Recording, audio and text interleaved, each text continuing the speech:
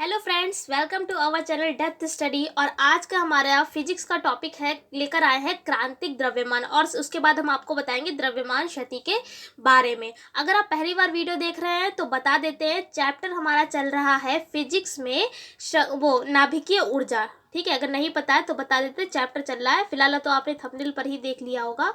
नाभिकीय ऊर्जा हमारा चैप्टर चल रहा है, क्लास 12 के स्टूडेंट्स के लिए ये है। फिजिक्स का हमारा ये जो चैप्टर है। और इसमें देखिए 3 पार्ट हम बना चुके हैं पहले ही। आप चाहे तो देख सकते हैं, स्टार्टिंग से आप देखेंगे तो आपको ज़्यादा अच्छे से समझ में आएगा। फिलहाल तो आप किसी भी क्लास में हमारे बैठ जाएंगे, आपको मतलब कि अगर कोई भी क्लास आप खोलते हैं तो वो आपको पूरा 100% हम आपको बता रहे हैं, समझ में तो आएगा ही आएगा। और हमारे कोई भी क्लास जो है वो आपको रटने वाला हम कोई भी क्लास नहीं बनाते हैं, हर चीज़ अच्छे से क्लियर कर देते हैं। कोई भी फिलहाल आपको फिर भी डाउट होता है तो आप नीचे कमेंट करके हमें बता सकते हैं। फिलहाल आज की क्लास में हम आपको बताएंगे क्रांतिक द्रव्यमान और द्रव्यमान क्षति के बारे में। ठीक है, तो अगर आप चाहें तो इससे पिछले वाले क्लास भी देख सकते हैं। इससे पिछले वाले क्लास में, आज तो हमारा क्लास जो है वो 4th है, इससे पीछे 3 क्लास हम बना चुके हैं इस चैप्टर के।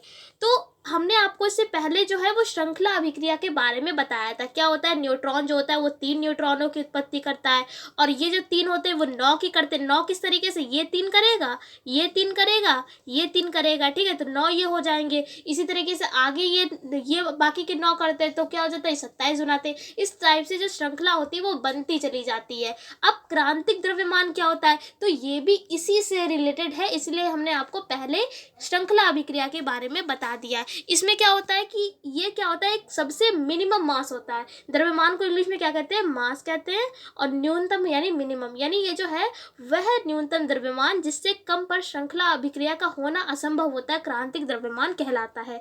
यानी अगर जो ये क्रांतिक द्रव्यमान क्या होगा, जिससे कम पर श्रृंखला अभिक्रिया संभव ही नहीं हो पाएगी, तो वो हमारा कौन सा द्रव्यमान कहलाएगा, क्रांतिक द्रव्यमान कहलाएगा। फिर उसके बाद द्रव्यमान क्षति के बारे में हम आपको बताएं तो द्रव्यमान क्षति को हम क्या लिखते हैं, डेल्टा एम से लिखते हैं। क्यों लिखते हैं, क्योंकि इसलिए देखिए, द्रव्यमान को हमने आपको बताया मास बोलते हैं, तो वहाँ से हमने एम ले लिया है। और क्षति का मतलब होता है कोई भी नुकसान हो रहा है, या तो हम उसको इस तरीके से डेल्टा के रूप में दिखा सकते हैं। ठीक है, फिलहाल डेल्टा को हम परिवर्तन कहते हैं। ठीक है, तो यहाँ पर इसलिए हम इसको किससे लिखते हैं, डेल्टा एम से लिखते हैं।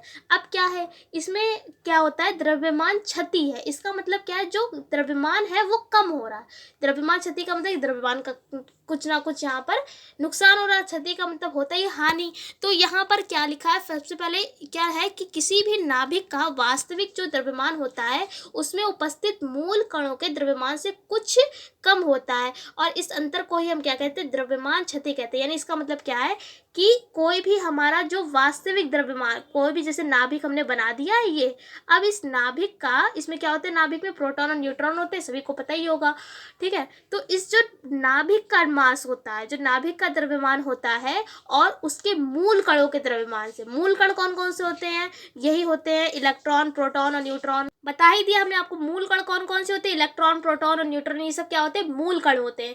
मूल कण का क्या है कि यही, इन्हीं से और बाकी कणों की उत्पत्ति होती है। ठीक है, तो इसमें क्या होता है, जो इनका द्रव्यमान होता है और जो नाभिक का द्रव्यमान होता है वो क्या होता है, इससे थोड़ा सा कम होता है। और इसी में जो डिफरेंस होता है, जो अंतर होता है, उसी को हम क्या कहते हैं, द्रव्यमान क्षति कहते हैं। अब अगर हम इसका फॉर्मूला बनाए तो ये देखिए, ये हमने बना दिया है, डेल्टा एम बराबर पी प्लस एम का द्रव्यमान, क्या लिख दिया, पी प्लस एन का द्रव्यमान और माइनस का नाभिक का द्रव्यमान। इसका मतलब क्या है, जो मूल कण यहाँ पर बता दिए गए हैं, प्रोटॉन और न्यूट्रॉन, यानी जो इनका द्रव्यमान होगा, और जो नाभिक यानी जो न्यूक्लियस जो है हमारा, उसका द्रव्यमान होगा, उसके अंतर के, माइनस को हम अंतर बोलते हैं, तो क्या होगा, इसी के बराबर होगा। तो देखिए, आई होप आपको समझ में आ गया होगा और लर्न भी हो गया होगा। और ये जो फॉर्मूला है वो काफ़ी ज़्यादा इम्पॉर्टेंट है। ये फॉर्मूला आपका यूज़ होगा न्यूमेरिकल्स में, तो आप याद कर लें इस फॉर्मूले को। जब भी द्रव्यमान क्षति निकालने के लिए बोला जाएगा क्वेश्चन में, तो आप यही फॉर्मूला यूज़ करेंगे, डेल्टा एम बराबर पी क्या है यहाँ पर, प्रोटॉन, एन क्या है यहाँ पर, न्यूट्रॉन है, इनका दोनों का द्रव्यमान आप ऐड करेंगे और उसमें से सब्ट्रैक्ट यानी माइनस कर देंगे नाभिक के द्रव्यमान को। तो आई होप आपको समझा पाए होंगे अच्छी तरीके से। और अगर आपको वीडियो पसंद आई हो तो लाइक करिएगा, चैनल पर नए चैनल को सब्सक्राइब कर लीजिए, क्योंकि ऐसे ही क्लास 12th से रिलेटेड जितने भी इंपॉर्टेंट टॉपिक हैं सभी अवेलेबल भी हैं, और इसकी भी, इस चैप्टर की भी अलग से प्लेलिस्ट भी बना दी गई है, तो आप चाहे तो स्टार्टिंग से देख सकते हैं। फिलहाल आज की क्लास में इतना ही रखते हैं, अगले क्लास में मिलते हैं इसके अगले टॉपिक के साथ। तब तक के लिए जय हिंद, जय भारत।